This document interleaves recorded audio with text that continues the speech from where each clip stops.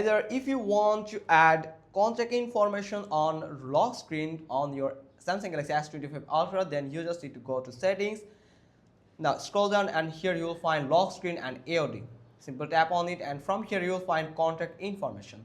Tap on it and from here you just need to enter a text that can help you to find the owner of this phone, find you from this text, or you can add any text that you want to appear on your lock screen. For example, I'm going to add a